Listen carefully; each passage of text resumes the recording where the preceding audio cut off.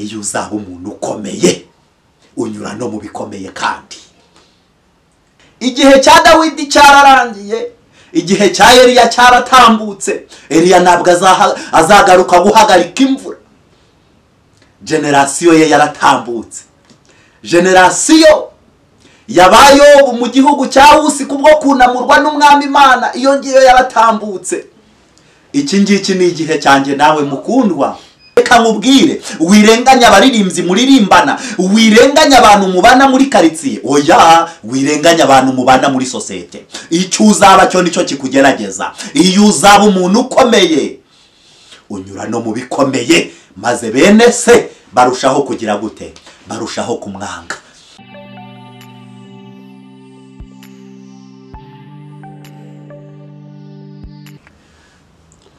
Bakundwa mu mwami, mwebwe mudukurikiranye ku Butumwa Bwiza TV, mbasuhuje mu izina rya Yesu Kristo. Imana ibaha umugisha. Rero tunezerewe Imana kubana namwe, mwebwe mudukurikiranye muri kuri uyu mugabane turiho wa Afurika, mwebwe mudukurikiranye muri no ku yindi migabane ku isi yose muri rusange, tubahaye ikaze kandi tubifurije kugirira umugisha kuwiteka Imana mu bihe nk'ibi ngibi birimo biragaragara nk'ibihe byo mu bihe biheruka. Ibindi bihe bakundwa, ibi ngibi ni ibihe bitoroshye, ni ibihe bigoye, ni ibihe birimo urwijiji rwinshi, ni ibihe buri umwe wese akwiriye kugira ibihe byo kurushirizaho kubana n'Imana y'amahoro. Rero mwuzaniye ijambo rivuga ngo iyo uzaba umuntu ukomeye unyura no mubikomeye. Haleluya! Ndafashijwe. Iyo uzaba umuntu ukomeye unyura no mubikomeye kandi. Yego. Reka turebe mu ijambo riboneka mu itangiriro. Mu itangiriro turareba ku bice byaho 37. Kuri ibi bice havuze iki?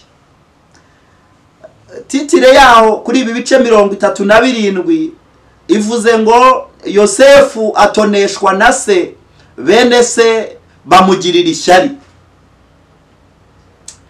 Ntabwo nzi ibintu birimo birakugirira ishyari, uko Imana irushaho kugenda ikugirira neza, ikuzamura, igukura ku rwego wari uriho ikujyana ku rundi. Ibikugirira ishyari birahari mama we, reka nkubwire papa we, ibikugirira ishyari birahari. Ni koko kandi birahari. Reka twinjire mu ijambo. Ijambo ry'Uwiteka ryarambwiye ngo ab'iki gihe dukeneye ijambo. Ni koko kandi dukeneye ijambo. Igihe cya Dawidi cyararangiye, igihe cya Eliya cyaratambutse. Eliya ntabwo azagaruka guhagarika imvura. Generasiyo ye yaratambutse. Generasiyo yabayo mu gihugu cya Usi kubwo kunamurwa n'umwami Imana, iyo ngiyo yaratambutse. Iki ngiki ni igihe cyanjye nawe mukundwa. Iyi ni generasiyo yacu kugira ngo Uwiteka Imana mu gihe gisa n'iki ngiki kugira ngo turushirizeho kugira gute? Turushirizeho natwe kugirirwa ineza n'Uwiteka Imana. Haleluya! Iki ni igihe cyacu kandi. Reka umusomyi mwiza atugire muri iki gice, atangirire ku bice ajye mu bice 37 by'itangiriro. Narangiza kujya muri iki gitabo ahere ku murongo waho wa 2 adusomera. Ndagira ngo udusomere kandi usome neza, ahantu ho kwitsa ujye witsa, aho kuzamura hejuru uzamure hejuru. Reka nkubwire, akira mikoro, hera ku murongo waho wa 2. Uru ni rwo rubyaro rwa Yakobo. Uru ni rwo rubyaro rwa Yakobo. Yosefu amaze imyaka 17 avutse. Yosefu yari amaze imyaka 17 yonyine avutse. Yaragiranaga na bene se intama. Haleluya. Ijambo riravuze ngo amaze imyaka 17 avutse ngo yaragiranaga na bene se intama. Oya, ntabwo izi ngizi ari intama zo mu gasozi, ahubwo mu kirere cy'isi y'umwuka ndumva Imana ivugana nanjye ngo amaze imyaka 17 avutse. Atangira kwamamaza ubutumwa bwiza bwa Yesu Kristo. Atangira kugira amayerekwa Yosefu. Yosefu atangira iki? Atangira kujya muri korali, atangira kuba mu maministeri atandukanye. Yosefu atangira kugira ibintu byinshi akora mu rwego rw'iki? Mu rwego rwo gushyigikira umurimo w'Imana mu gihe cye ku myaka yiwe 17 yonyine. Mu busore bwe yabanaga na bene Biruha. Mu busore bwe yabanaga na bene Biruha. Na bene Zirupa Bakase. Yabanaga na bene Zirupa Bakase. Aho ngaho uhumve neza, Yosefu yabanaga na bene se ariko Bakase. Ntabwo bari bahuje mama wabo, icyo kora bari bahuje papa wabo. Babanaga mu mibereho yabo ya buri munsi. Akajya abarira se inkuru ibibi bakora. Yajyaga abwira papa wabo ibibi bakora igihe cyose yabaga ari muri korali, igihe cyose yabaga yagiye mu murimo w'Imana. Yarazaga akabwira papa we ati, mushumba wagize ngo baba bagiye kurepeta, baba bari mu magambo yamanjwe, baba bari mu biganiro bibi, baba bari mu bidafite umumaro. Hakaza kubera iki? Kubera ko ikiganza cyiza cy'Uwiteka cyari kiri ku buzima bwa Yosefu. Isiraheli atonesha Yosefu, amukunda birusha iby'abana be bose, kuko ari we yabyaye ashaje. Isiraheli atonesha Yosefu. Mu yandi magambo, mwifurije gutoneshwa n'Uwiteka, Imana y'amahoro muri iki gihe cyawe. Amudodeshereza ikanzu ndende. Reka nkubwire, ntabwo iyi kanzu ndende bisobanura ikositimu cyangwa kujya gushopinga urukweto rwiza. Iyi kanzu ndende mu yandi magambo bishatse kuvuga yuko papa we yajyaga amuzirikana ku manywa ndetse na nijoro, mbese yari ari ku nkingi z'umutima we. Reka nkubwire, Imana y'amahoro igire uburyo bwo kukuzirikana, igire uburyo bwo kugutonesha byo mu buryo bw'umwihariko muri iki gihe cyawe.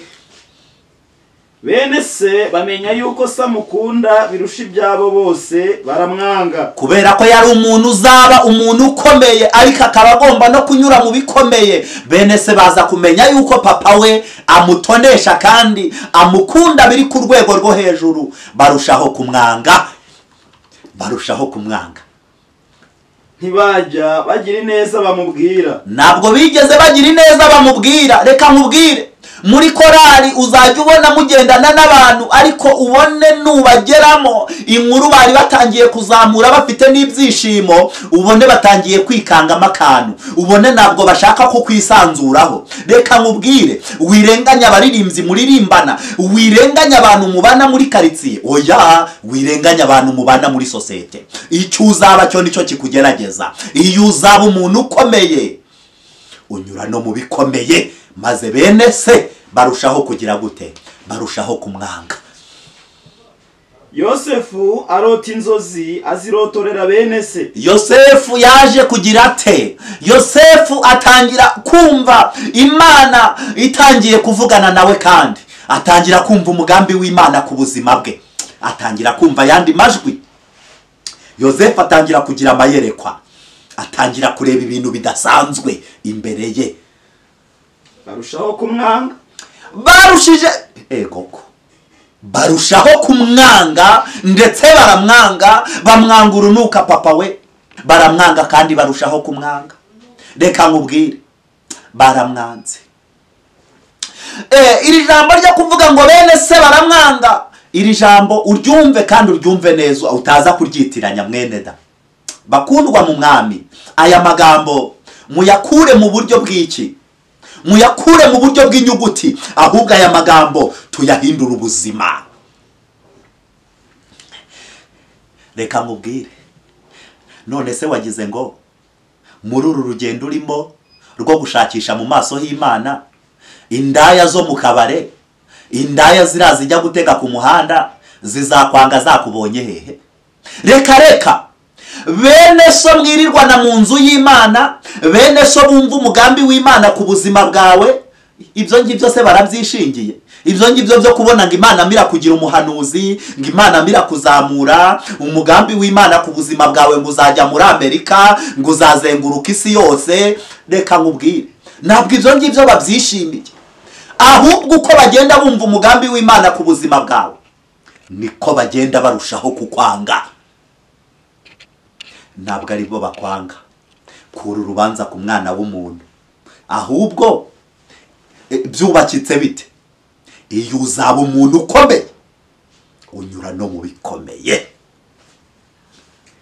Arababwira ati ndabinginze nimwumve inzozi narose. Arababwira ati ndabinginze. Reka nkubwire, nawe hari igihe ujya ubona wabinginga.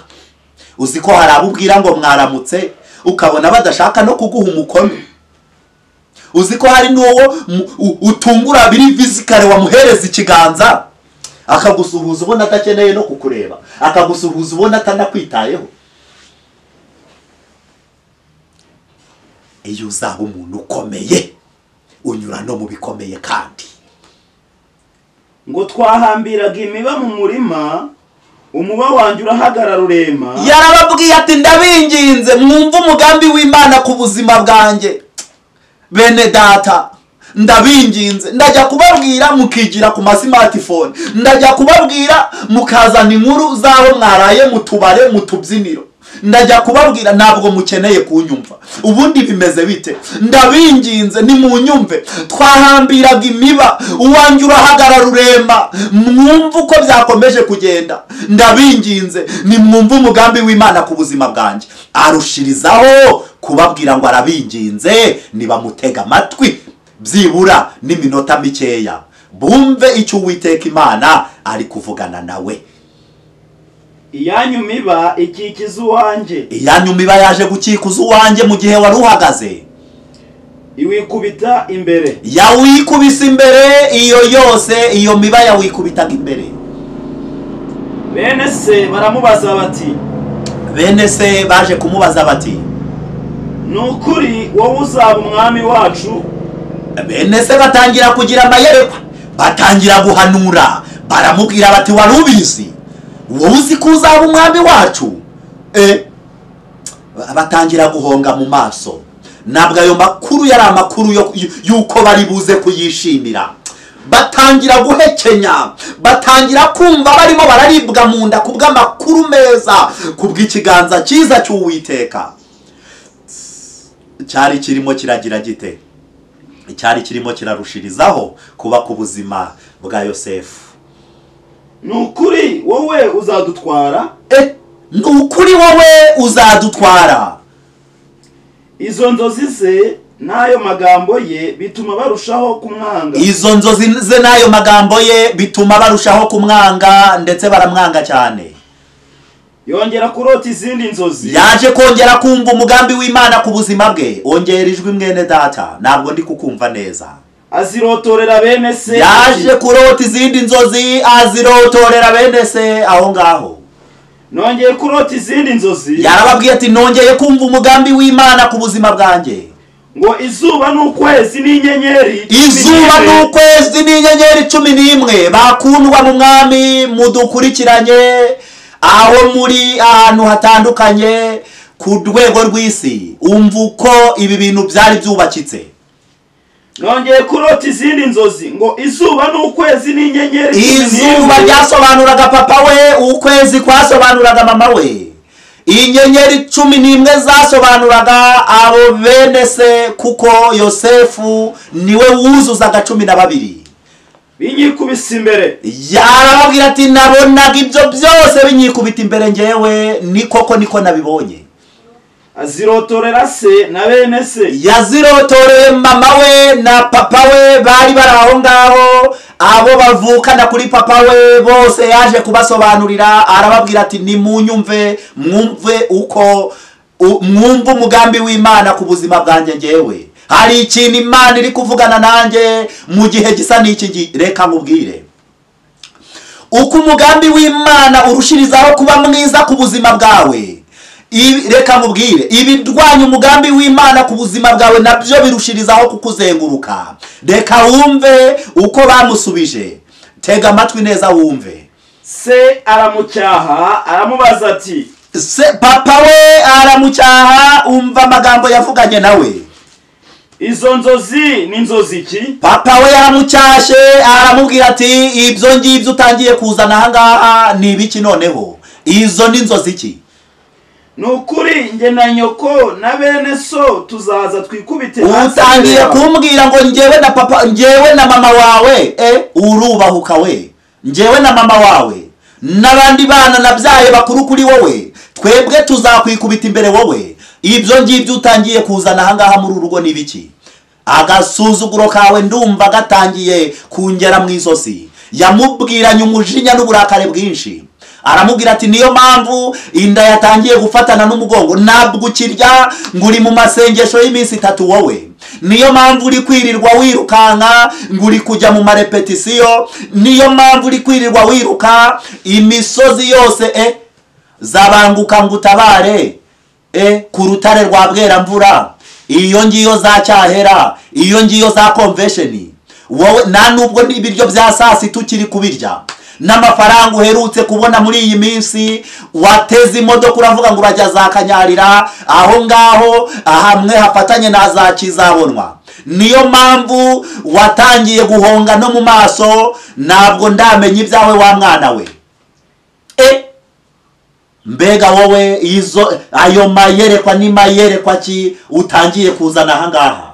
Yamubwiranye agasuzuguro kenshi, yamubwiranye uburakare. Reka nkubwire, abantu barakwitiranya mama we, papa we, abantu barakwitiranya. Barimo barabona musangiye iyo business aho ngaho mu isoko riciriritse. Reka nkubwire, barimo barakwitiranya, ariko umugambi w'Imana ni mwiza. Haleluya! Umugambi w'Imana ni mwiza ku buzima bwawe. Ndimo ndabona hari abantu benshi Imana irimo iragirira neza kubwo kumva aya magambo. Uzaba umuntu ukomeye, unyura no mubikomeye. Ndimo ndabona hari abantu bava ku rwego bajya ku rundi. Ndimo ndabona hari abantu bava mu nzu ziciriritse bajya hehe? Bajya mu nzu zigeretse. Ndimo ndabona hari abantu ndimo ndabona hari abantu Imana igirira neza aka kanya. Ndimo ndabona hari abantu Imana ikiza indwara zo mu mavi. Nimba uri kunyumva, fata ikiganza cyawe cy'iburyo umere nk'ukora ku maguru yawe gutya. Imana hari ikintu ikoze. Imana hari n'ikintu ikoze mu nda yawe. Fata amazi wizerere muri iri jambo. Aya mazi uyafatishe ikiganza cy'iburyo mu kirahure cyangwa mu gikombe. Aya mazi nurangiza unyweho, urarangiza kuyanywaho hari ikintu Imana yarangije gukora mu nda yawe. Ndimo ndumva umugambi w'Imana ku buzima bwawe ari umugambi mwiza. Imana hari ahantu ishaka kukugeza, kandi Imana igufiteho umugambi, ntabwo ari umugambi mubi, mukundwa muri Yesu Kristo. Hari abantu Imana ikirije umugongo muri iri jambo. Iyo uzaba umuntu ukomeye, unyura no mu bintu bikomeye. Hari abantu bari bagiye gukonjama, imbaraga z'umwijima zari zigiye kuzingazinga ubuzima bwa benshi bagakonjama. Ariko turi muri iri jambo, ikiganza cyawe cy'iburyo cyerekeze ku mugongo wawe. Imana hari ikintu ikoze, turi muri iri jambo. Wirenganya ibyo byose. Iyo uzaba umuntu ukomeye, unyura hehe? Unyura no mu bintu bikomeye. Kandi ndimo ndumva Imana, ndimo ndumva ubutabazi bw'Imana. Ndi muri iri jambo. Hari umuntu Imana ikijije ukuguru kw'iburyo. Ntabwo ari umuntu umwe, n'abantu benshi. ndimo ndabona hari abantu benshi bakiriye muri iri jambo, hari abantu benshi Imana ibohoye kubwo kugira ngo barushirizeho kwinjira mu masezerano yabo. Kandi reka nkubwire umugambi w'Imana ku buzima bwawe. Imana ibohoye benshi muri iri teraniro, Imana ibohoye benshi. Reka nkubwire, Imana ibohoye abantu benshi. Hari abantu bari barimo barababara amaguru, ariko cyane cyane binyuriye mu kuguru kw'iburyo. Koraho n'ikiganza cyawe cy'iburyo, hari ikintu Imana y'amahoro ikoze. Imana ibohoye abantu benshi turi muri iri jambo. Imana ibohoye abantu benshi rwose. Imana hari ikintu ikoze. Imana igaragaje ikiganza, igaragaje ukuboko kwayo kutigeze guhera ngo kunanirwe gukora ku buzima bwa benshi. Imana hari ikintu ikoze. Komeza muri iri jambo dusoza kandi twerekeza ku musozo w'iri jambo.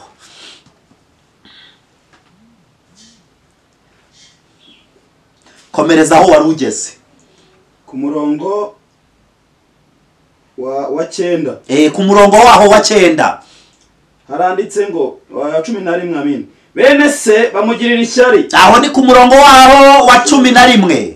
Ariko se ajya yibuka ayo magambo. Bene se barushijeho kumugirira ishyari, ariko Imana y'amahoro igira ite? Igenda yibuka isezerano yagiye igirana nawe buri munsi, ndetse no mu mibereho ye ya buri munsi. Mukundwa muri Yesu Kristo, Imana yibuke isezerano yagiranye nawe. Imana yibuka umugambi wayo ku buzima bwawe. Imana igira ite? Imana igukure ku rwego wari uriho, ikuzamure ku rundi rwego. Ni koko kandi ndimo ndabona umva uko Imana ivuganye namwe. Amarembo ya benshi aruguruwe aka kanya. Ndimo ndabona benshi binjira mu masezerano yabo, kandi ndimo ndabona benshi binjira mu migisha yabo. Kandi wiheranwa n'amateka y'inzira wanyuzemo, wiheranwa n'amateka y'urugo rwawe rwagiye rusenyuka mu buryo butandukanye, wiheranwa n'amateka y'uburwayi bwari bwaragiye bukurembya bukakurembya uhereye mu buto bwawe kugera aka kanya, wiheranwa na byinshi bidafite umumaro. Ahubwo iriya yari yo nzira kugira ngo ugere hehe? Iriya yari yo nzira kugira ngo ukomeze urugendo urushirizeho kwinjira mu mugisha wawe. Kandi rero igihe buje ibindi byose kuba ingenzi, mbifurije kurushirizaho kugira ibihe byo kuba imbere y'Imana cyane, ibihe byo kurushirizaho gusenga cyane, ibihe byo kurushirizaho kwiyambura umwambaro abana b'abantu bagiye batuboneramo. Natwe twagira dutya twakikebuka, twakireba, tukabona hari izindi shusho, hari n'izindi mbaraga zituzengurutse. Tugeze mu gihe cyo kwiyambura ibyo byose, ndetse tukamburwa ibyo byose n'Uwiteka Imana. Uwiteka Imana yibutse isezerano mama we, Uwiteka Imana yibutse isezerano wa mukobwa we. Imana yubakiye abafiyemeri benshi ingo z'umugisha. Hari abafiyemeri benshi binjiye mu mugisha wabo.